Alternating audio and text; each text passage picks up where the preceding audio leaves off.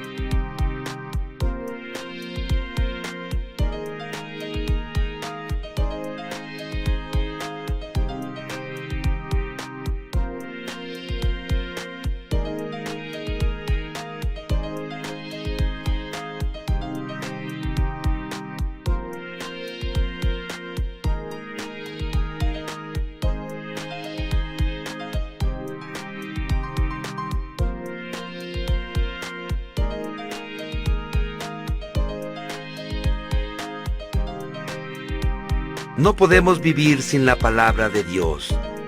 Nunca la menosprecies. Debemos considerarla tan esencial para nuestra vida como la comida. Job dice: en lo más profundo de mi ser he atesorado las palabras de su boca. La palabra de Dios es el alimento espiritual que debes tener para cumplir tu propósito. A la Biblia se le llama nuestra leche, pan, comida sólida y postre. Esta comida de 4 platos es el menú del Espíritu para la fortaleza y el crecimiento espiritual. Pedro nos advierte: deseen con ansias la leche pura de la palabra. Así, por medio de ella, crecerán en su salvación. permanece en la palabra de Dios. Nunca hubo tantas Biblias impresas como hoy. Sin embargo, una en una repisa no tiene ningún valor. Millones de creyentes sufren anorexia espiritual. Mueren de hambre por causa de la desnutrición espiritual. Para ser un discípulo robusto de Jesús, alimentarte de la palabra de Dios debe ser tu prioridad. Jesús usó la palabra permanecer para referirse a eso. Él dijo, si ustedes permanecen en mi palabra, verdaderamente son mis discípulos. En la vida diaria, permanecer en la palabra de Dios implica 3 acciones. Debo aceptar su autoridad. La Biblia debe llegar a ser la norma autorizada para mi vida, la brújula en la que confío como mi guía, el consejo que escucho para tomar decisiones sabias y la referencia para evaluarlo todo. La Biblia debe ser la primera y la última palabra en mi vida. Muchos de nuestros problemas ocurren porque fundamentamos nuestras decisiones en factores de autoridad no confiable. La cultura, todos lo hacen. La tradición, siempre lo hemos hecho así. La razón, parecía lógico. O la emoción, sentíamos que era lo correcto. Estos 4 factores son defectuosos por causa de la caída. Lo que necesitamos es una norma perfecta que nunca nos guíe en la dirección equivocada. Solo la palabra de Dios satisface esa necesidad. Salomón nos recuerda, toda palabra de Dios es digna de crédito.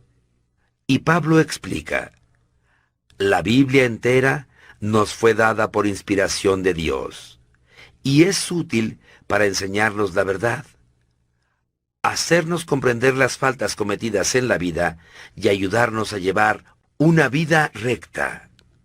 En los primeros años de su ministerio, Billy Graham pasó un tiempo luchando con sus dudas acerca de la exactitud y la autoridad de la Biblia. Una noche cayó sobre sus rodillas y con lágrimas le dijo a Dios que, a pesar de los pasajes confusos que no entendía, desde ese momento en adelante confiaría completamente en la Biblia como la única autoridad para su vida y ministerio. A partir de ese día, la vida de Billy fue bendecida con un poder y una eficacia sin precedentes. La decisión más importante que puedes tomar hoy es resolver el asunto de cuál ha de ser la autoridad absoluta para tu vida. Opta por la Biblia como la máxima autoridad, a pesar de la cultura, la tradición, la razón o la emoción. Cuando tengas que tomar decisiones, proponte hacerte primero esta pregunta. ¿Qué dice la Biblia?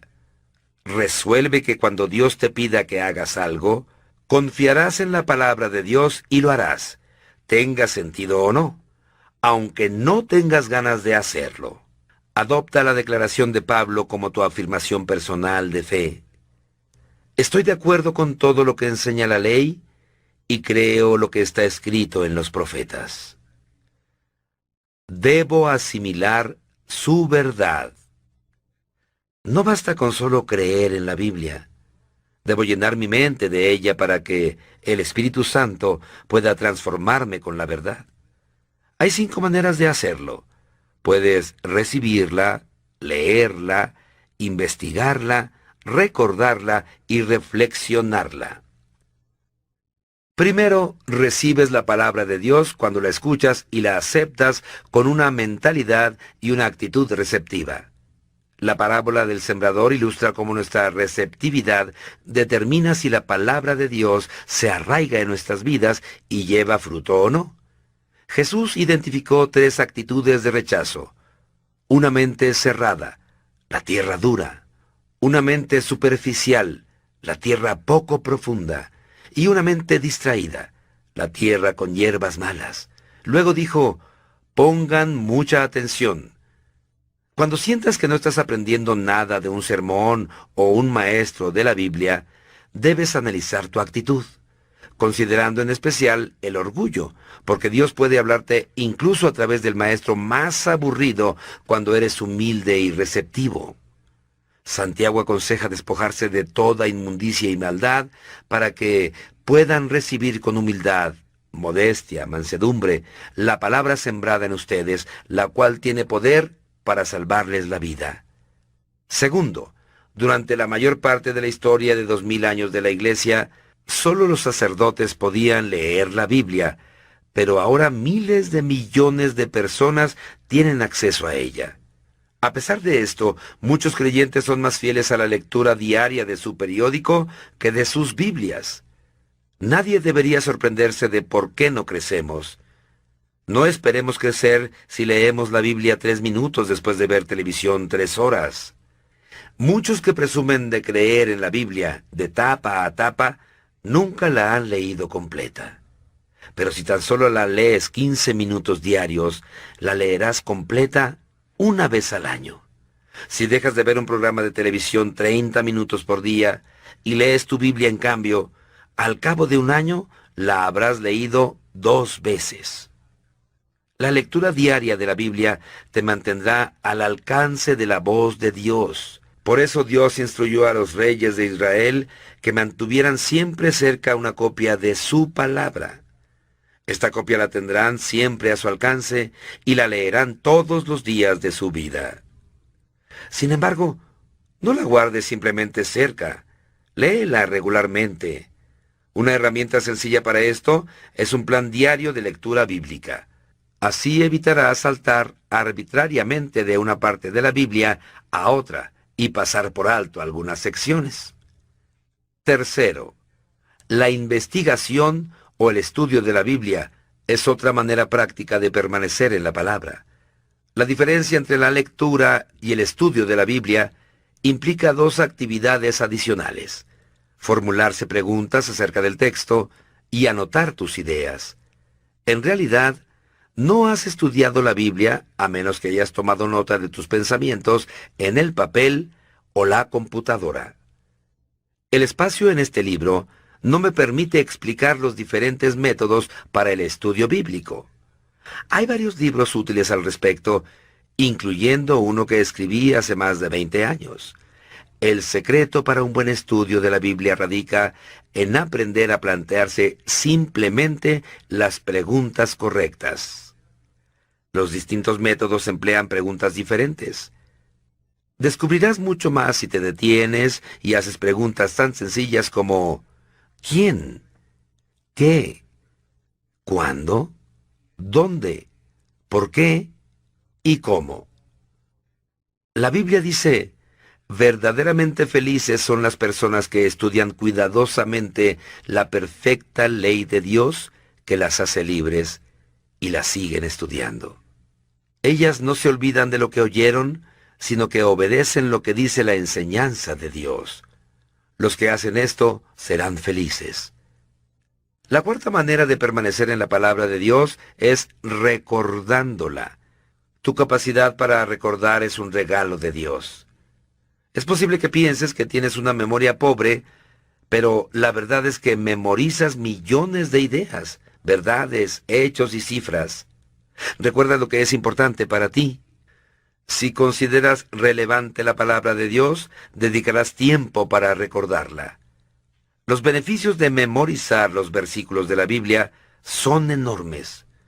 Te ayudará a resistir la tentación, tomar decisiones sabias, reducir la tensión, edificar la confianza, brindar buenos consejos y compartir tu fe con otros.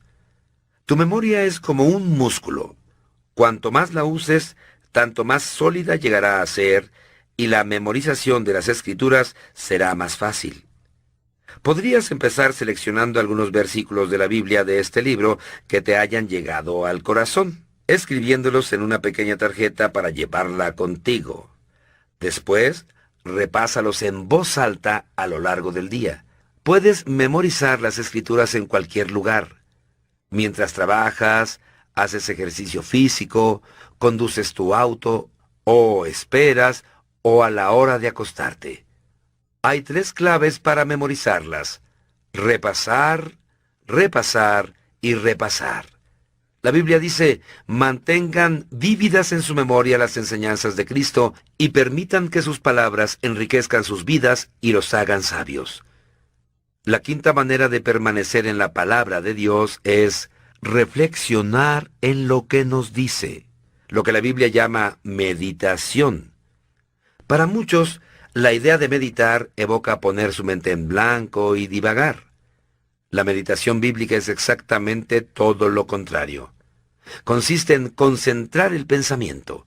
Exige un esfuerzo serio. Eliges el versículo y reflexionas en él una vez tras otra. Como mencioné en el capítulo 11, si sabes cómo preocuparte, ya sabes meditar. La preocupación es el pensamiento concentrado en algo negativo. La meditación es hacer lo mismo, solo que te enfocas en la palabra de Dios más que en tu problema. Ningún otro hábito puede ayudarte mejor a transformar tu vida para que te parezcas más a Jesús que la reflexión diaria en las Escrituras. Mientras dedicamos tiempo para contemplar la verdad de Dios, reflexionando a conciencia en el ejemplo de Cristo, somos transformados a su semejanza con más y más gloria. Si buscas en la Biblia todas las veces que Dios se refiere a la meditación, te asombrará descubrir los beneficios que Él ha prometido a los que dedican tiempo para reflexionar en su palabra durante el día. Una de las razones por las que Dios le llamó a David un nombre conforme a mi corazón es porque le agradaba reflexionar en la palabra de Dios. Él dijo, «¿Cuánto amo yo tu ley? Todo el día medito en ella». La reflexión minuciosa sobre la verdad de Dios es una llave a la oración contestada y el secreto de una vida victoriosa. Debo aplicar sus principios. Es completamente inútil recibir, leer, investigar, recordar y reflexionar en la palabra si no la ponemos en práctica. Debemos llegar a ser hacedores de la palabra. Este es el paso más difícil de todos, porque Satanás lucha intensamente. A él no le molesta que vayamos a los estudios bíblicos con tal de que no hagamos nada de lo que aprendemos. Nos engañamos cuando pensamos que simplemente porque hemos oído, leído o estudiado una verdad, la hemos integrado a nuestra vida. En la actualidad puedes estar tan ocupado yendo a la próxima clase o seminario o conferencia bíblica que no tienes tiempo para poner en práctica lo que aprendiste. Olvidas lo aprendido mientras vas camino a tu próximo estudio. Sin aplicación, todos nuestros estudios bíblicos carecen de valor. Jesús dijo, «Todo el que me oye estas palabras y las pone en práctica es como un hombre prudente que construyó su casa sobre la roca». Jesús también enseñó que la bendición de Dios viene por obedecer la verdad, no solo por conocerla. Él dijo, «Ahora que saben estas cosas, Dios los bendecirá por hacerlas». Otra razón por la que evitamos la puesta en práctica de la palabra de Dios es que puede ser difícil o incluso dolorosa. La verdad nos liberará, pero antes puede hacernos sentir miserables. La palabra de Dios saca a la luz nuestros motivos, señala nuestros defectos, reprocha nuestro pecado y espera que cambiemos. Como está en nuestra naturaleza humana resistirnos al cambio, poner en práctica la palabra de Dios es un trabajo arduo. Por eso es tan importante dialogar con otras personas acerca de su aplicación personal. No puedo exagerar la importancia que tiene formar parte de un pequeño grupo de estudio bíblico. Siempre aprendemos de otros las verdades que nunca aprenderíamos solos. Otras personas te ayudan a ver cosas que pasas por alto, así como a poner en práctica la verdad de Dios. La mejor manera de llegar a ser un hacedor de la palabra es escribir siempre un paso de acción como resultado de la lectura, estudio o reflexión de la palabra de Dios. Desarrolla el hábito de anotar exactamente lo que piensas hacer. Este paso de acción debe ser personal, involucrándote a ti mismo, práctico, algo que puedes hacer y comprobable con plazo límite para hacerlo. Todas las medidas prácticas deben involucrar tu relación con Dios, tu relación con otros o tu carácter personal.